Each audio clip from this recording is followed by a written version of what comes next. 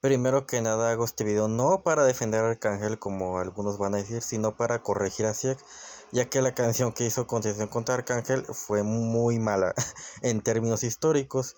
Y vos repito, lo que dijo Arcángel es tontería, una estupidez y qué bueno que lo estoy fundando, no lo estoy defendiendo. Lo que voy a defender aquí es la historia.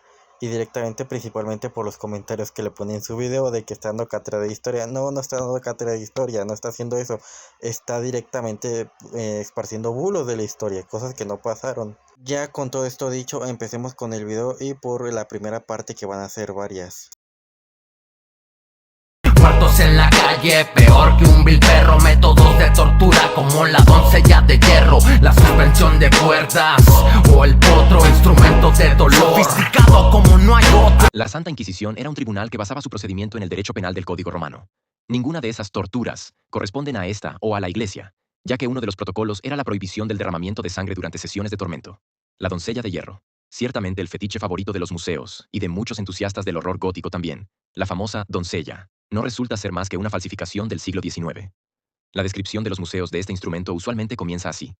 La historia de la tortura recuerda muchos artefactos que operaban con el principio del sarcófago antropomórfico de 2 puertas y con púas en el interior que penetraban, con el cierre de las puertas, en el cuerpo de la víctima. El ejemplo más famoso es la llamada doncella de hierro, Die Eiserne Jungfrau, del castillo de Nuremberg, que fue destruido por los bombardeos de 1944. En realidad, incluso la destruida en 1944 no corresponde más que a una falsificación que no data más allá del 1840. La primera mención oficial que se tiene registro data del año 1793 y proviene del filósofo alemán Johann Philipp Siebenkees, quien dice que la doncella era usada en el siglo XVI. Sin embargo, no se encuentra ninguna referencia de la doncella en dicho periodo, y unas décadas más tarde es casualmente exhibida en Nuremberg. Un ataúd antropomórfico, completamente de metal, de 210 centímetros de alto y 90 centímetros de ancho, por lo que es lo suficientemente grande para contener a un hombre adulto. Las púas de metal crean el mordisco en el estómago, adecuado para los visitantes, quienes las imaginan penetrando las extremidades de un ser humano. Algunas personas no cayeron en el engaño y notaron la poca importancia histórica que tenía la doncella. En Notes and Queries, Oxford University Press, 1893, página 354. Hockey Eichenhauser define a la doncella de hierro como sin interés para historiadores y anticuarios. Esto fue 52 años antes del bombardeo aliado que nos privó de esta pieza de poco valor. En el 2001, Klaus Graf, uno de los archivistas alemanes más importantes, escribió un artículo en que define a la doncella como una ficción del siglo XIX, que deriva de otra forma de castigo un poco menos extravagante. Los Schandmantel, que se traducen como barriles de la vergüenza, eran barriles que las autoridades civiles obligaban a usar a prostitutas como forma de impartir humillación pública a estas. De acuerdo con Graf, la doncella no corresponde más que a un Schandmantel con rostro y modificado para inspirar morbo en la gente. De nuevo, no hay ninguna mención de esta doncella en el diario de Franz Schmidt, o en documentos de torturadores y verdugos medievales y renacentistas, o en los manuales inquisitoriales, o en documentos de tribunales seculares o eclesiásticos. El instrumento simplemente no existía previo al siglo XIX. Gran parte de la mala fama de la Santa Inquisición proviene de la leyenda negra y de falsos mitos históricos. En realidad, el tribunal ofrecía garantías procesales poco comunes en la época, como abogados defensores y testigos, y las ejecuciones fueron excepcionales. Muchos instrumentos de tortura exhibidos en museos son falsos.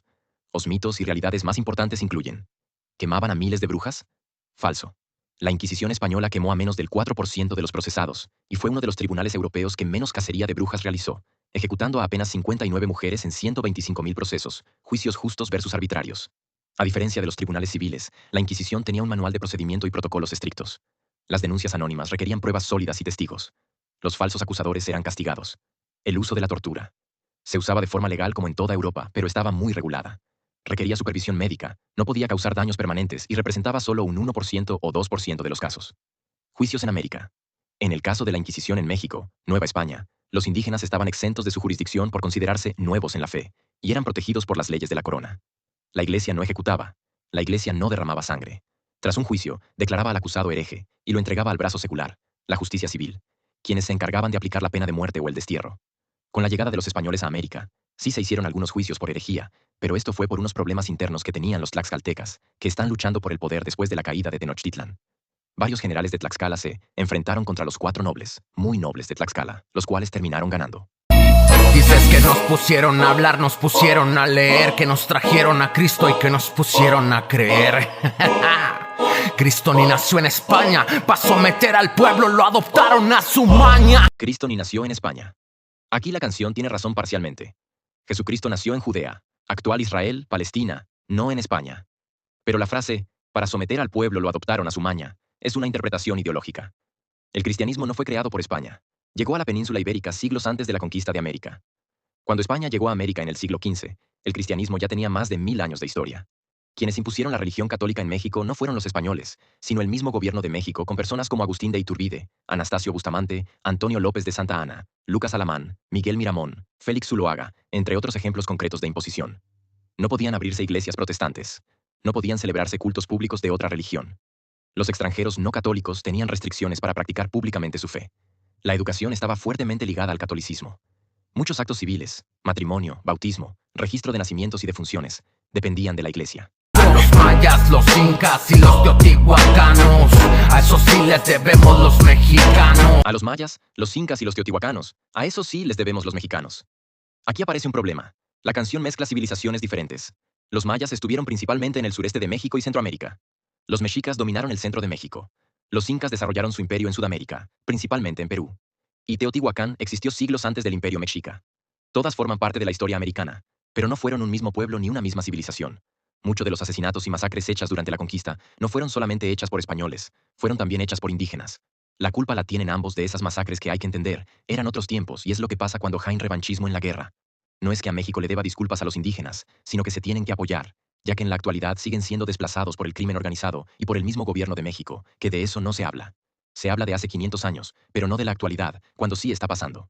Quetzalcóatl representaba la sabiduría, la misma cabrón que te hizo falta ese día.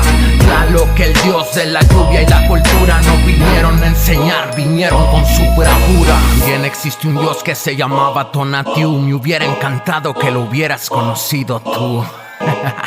Era el dios de los sacrificios, como te verías en Tenochtitlán con tus orificios. Huitzilopochtli era el dios del sol y de la guerra, del poder militar y defensor de nuestra tierra. Quetzalcóatl representaba la sabiduría. Parcialmente correcto, pero simplificado.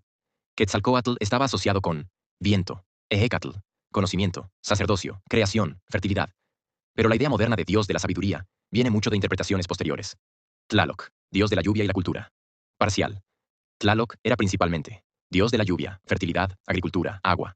Cultura no era su función principal. Tonatiuh era el dios de los sacrificios. Error. Tonatiuh era el dios solar mexica. Los sacrificios humanos estaban relacionados con varias deidades, especialmente Huitzilopochtli, Tezcatlipoca, Tlaloc en ciertos rituales. Tonatiuh recibía ofrendas relacionadas con mantener el movimiento del sol, pero no era simplemente el dios de los sacrificios. Huitzilopochtli era el dios del sol y la guerra. Correcto, pero incompleto. Huitzilopochtli era dios solar, dios de la guerra, patrón de los mexicas. También era una deidad política ligada al poder de Tenochtitlán. Y Huitzilopochtli no era el defensor de la tierra mexicana porque México no existía. Era el dios protector de los mexicas. Huitzilopochtli no era un dios general de todos los pueblos nahuas, solamente era mexica. Los demás pueblos nahuas odiaban a Huitzilopochtli, no lo querían. Hay que entender que los mexicas no son México y no fueron la civilización más importante de México. Fueron la más extendida, pero la civilización más importante de México, pues no. En realidad, ese título se lo llevarían los mayas o los olmecas, incluso los tlaxcaltecas, por todo lo que llegaron a lograr. No teníamos drenaje, era algo más perfecto, porque sus desechos humanos no eran un defecto. Se utilizaban como abono y de composta. Agarra un libro de primaria, carnal, por si no te consta. No teníamos drenaje, era algo más perfecto. Error. Los sistemas indígenas fueron impresionantes, pero decir que eran más perfectos es una opinión.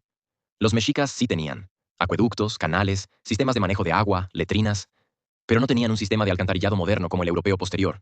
El uso de excremento humano como fertilizante existía, pero no significa que fuera un sistema superior en todos los aspectos. No vinieron a enseñarnos, vinieron a saquearnos, a violar nuestras mujeres, a nuestros guerreros matarlos. Como si estuviera mal haber nacido latino. Los españoles vinieron a saquearnos, violar nuestras mujeres y matar guerreros. Demasiado generalizado. Durante la conquista hubo violencia, esclavitud, explotación, epidemias, destrucción de estructuras políticas indígenas.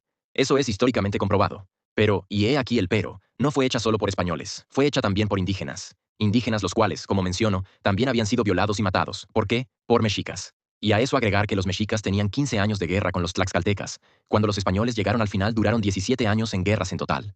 En esas guerras, los mexicas habían causado masacres a los aliados tlaxcaltecas y a los mismos tlaxcaltecas. Y por eso mismo la toma de Tenochtitlán fue tan violenta, porque los tlaxcaltecas querían venganza.